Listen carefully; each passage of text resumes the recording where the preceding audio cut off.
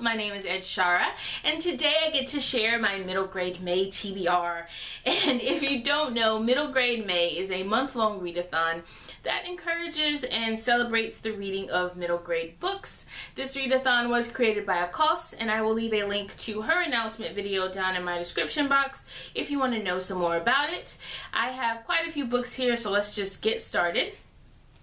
The first book is The Trials of Morgan Crowe. It's the first book in the Nevermore series by Jessica Townsend, and it follows a girl named Morgan Crowe who is cursed to die at midnight on her 11th birthday.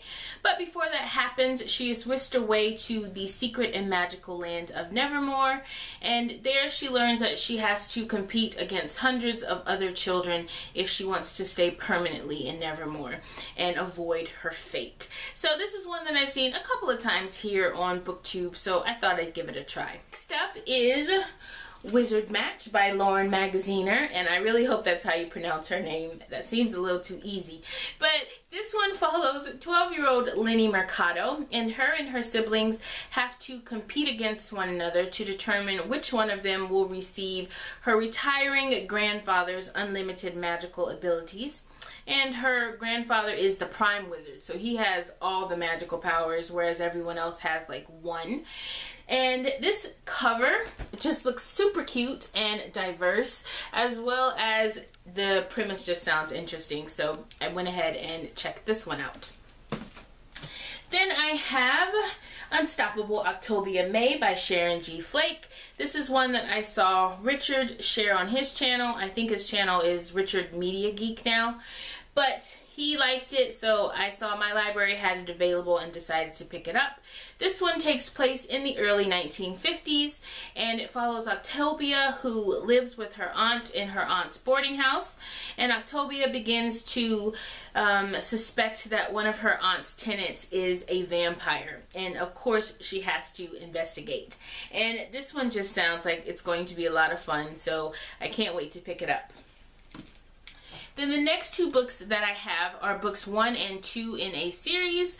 I really wanted to read book 1. I saw book 2 was available, so I figured let me get it. That way I can catch up with the series, because I believe book 3 comes out later this year. And book 1 is A Tale of Camelot, and the series is Mice of the Round Table by Julie Leung.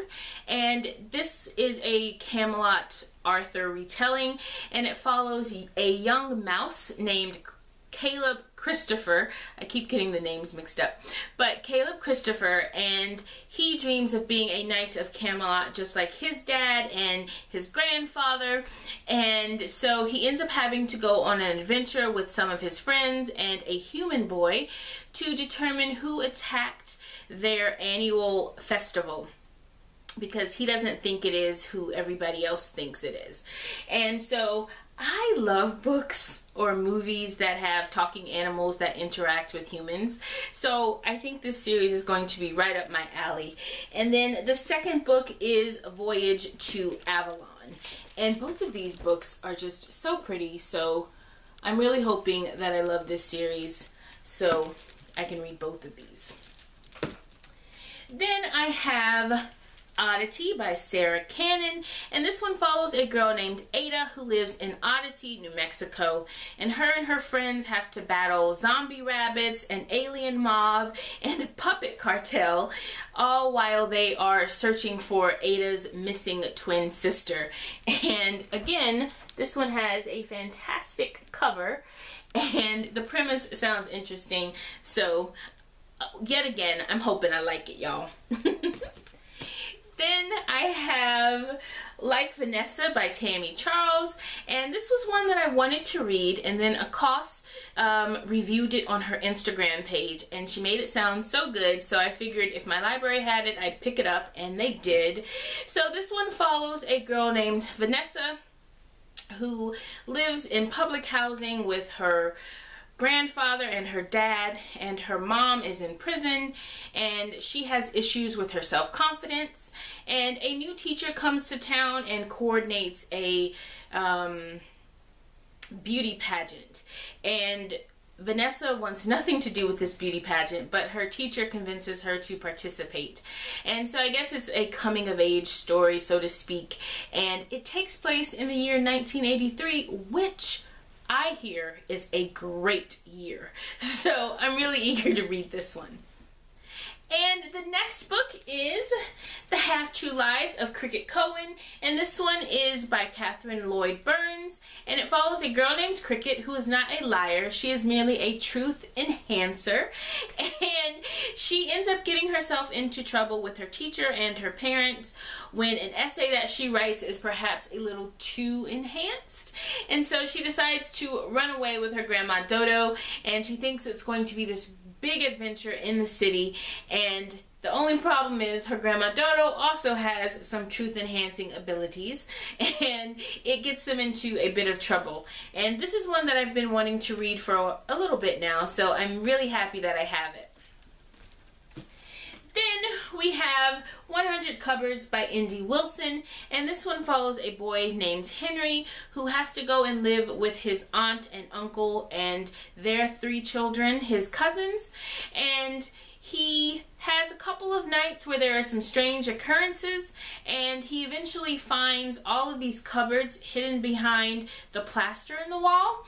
And when he and one of his cousins starts to investigate, they discover that the cupboards are actually portals to other worlds. And this one just sounds like so much fun, and Mary Ellen from Portraits of Me mentioned this book on her channel a couple of months ago. So I am really eager to pick it up because I think this is right up my alley. I like stuff like this, so I'm excited.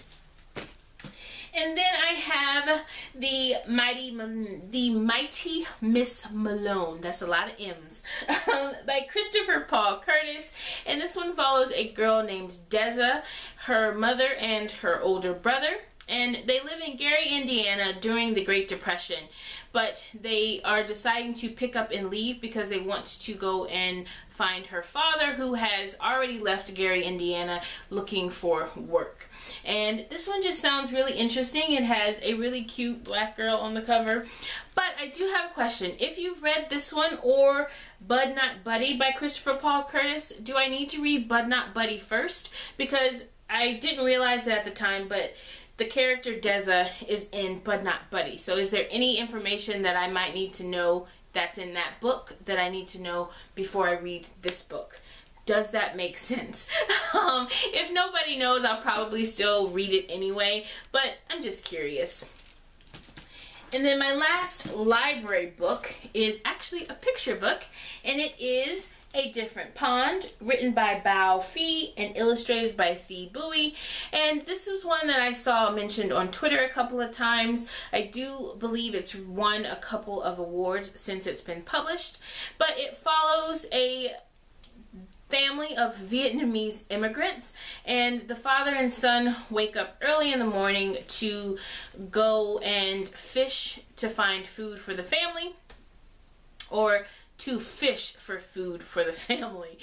And while they're fishing, the father begins to tell the son about their homeland of Vietnam. And I'm really happy that this one has a good bit of dialogue as well as some gorgeous artwork, but it'll also be able to be read in one sitting. So I can't wait to get to this one. My TBR pick for the month is going to be All Rise for the Honorable Perry T. Cook by Leslie Connor. And this one is about a boy who was born and raised in the prison system with his mother.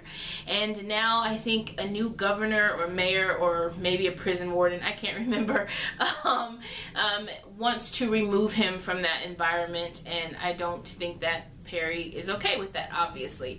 And this one just sounds like a pretty unique premise, and I've heard some good things about it, so I am eager to read it. So that's it for the books that I have. Let me know in the comments down below if you're participating in Middle Grade May, what you're reading. If you have a TBR video, leave me a link. I would love to watch it. Also, I need some help. The borrow-a-thon is later this month, and I would like to participate in that, but I kind of want to mesh the two together. So I want to do the borrow-a-thon but keep it middle grade books.